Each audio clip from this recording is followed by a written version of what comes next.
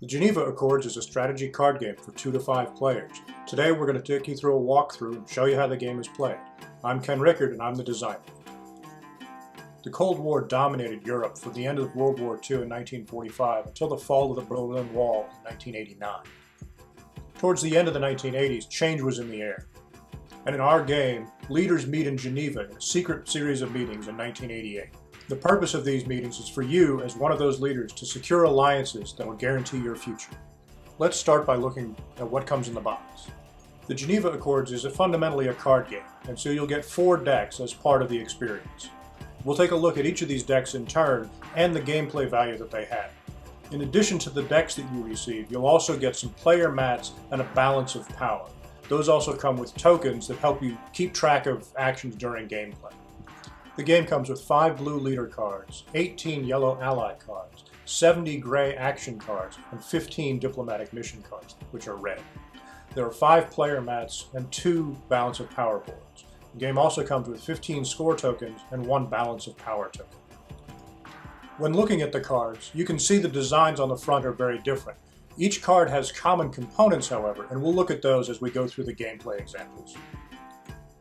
For our gameplay, we're going to take a 3-player example to make it easy to follow in this tutorial. Unlike some other Cold War themed games, this is a multiplayer game and you can play with up to 5. For our game, we're going to have Jess, Joshua, and Maria playing our sample roles. To begin, deal 1 blue leader card to each player.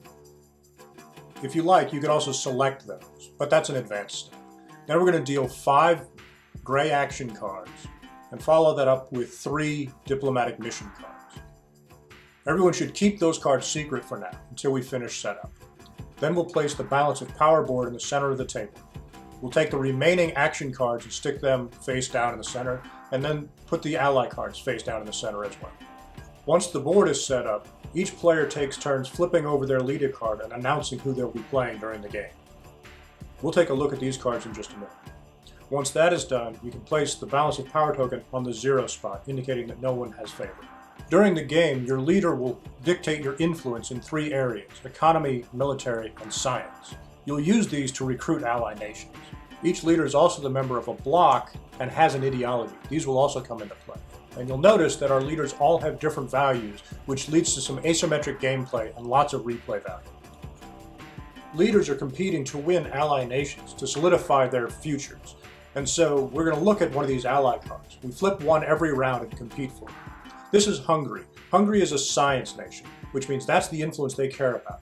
They're worth 5 victory points and have a communist ideology. To win this nation, you must have a science value of 5 or greater and greater than all your opponents during this round. Each player will choose an action card, and once everyone is prepared, they will play them simultaneously. Each player must play an action every round. Cards that affect your opponent are placed in front of them. Cards that benefit you are placed in front of you. Let's take a closer look at the cards that have been played this turn. Maria has played an attack on Jess that steals her card and plays it as her own. Attacks are always resolved first, and then we go to the scoring.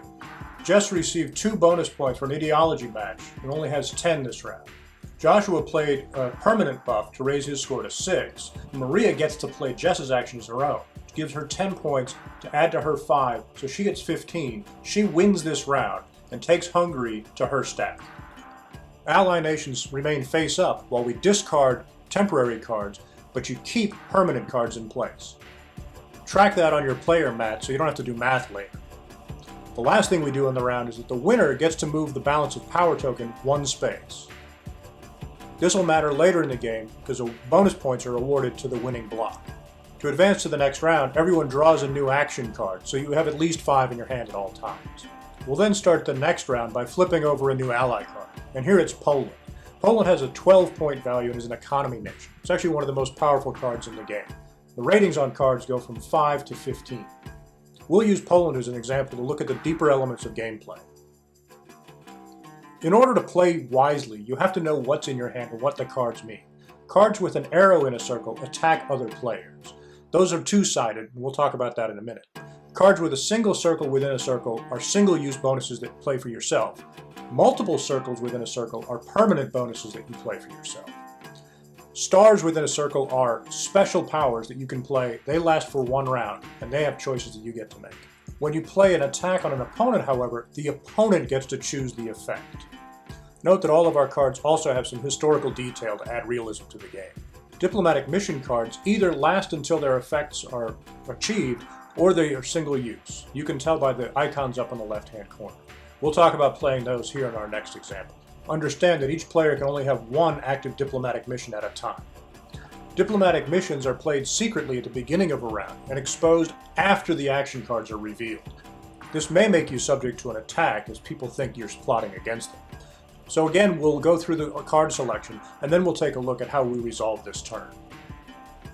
Jess has played the Tactician, who lets her delay her action reveal until the next time she wins an ally. It's a great card. That means she gets to change her choice after seeing what everyone else played.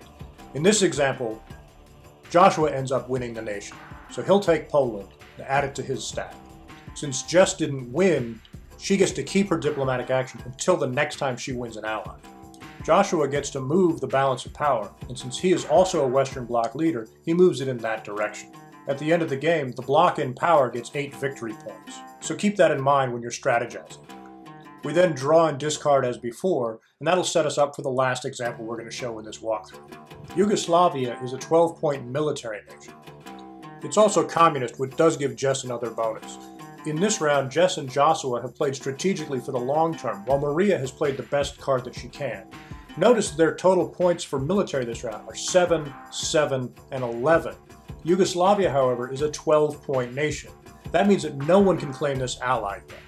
In these cases, or when 2 players can win but are tied, the players still involved draw another action card and then resolve that action. They continue to draw and resolve until 1 player can claim the ally outright. There's a lot more going on in this game and a lot of attacks that you haven't seen. Right now we need to talk about how you win the game. Winning is done through sheer victory points, and victory points can be earned in 3 specific ways. The allies that you have in your hand are worth victory points, as shown. The balance of power will also give a bonus to people in the block that control the game, and you can get specific bonus points from some permanent action cards. So in this game, our scores come up to 58, 47, and 64. Maria is the winner because the balance of power tipped in her favor. What we've tried to do is combine familiar elements so that new players can pick the game up quickly, while providing strategic options so that there's a lot of repeat gameplay. I hope you've enjoyed our walkthrough and look forward to playing it with you soon.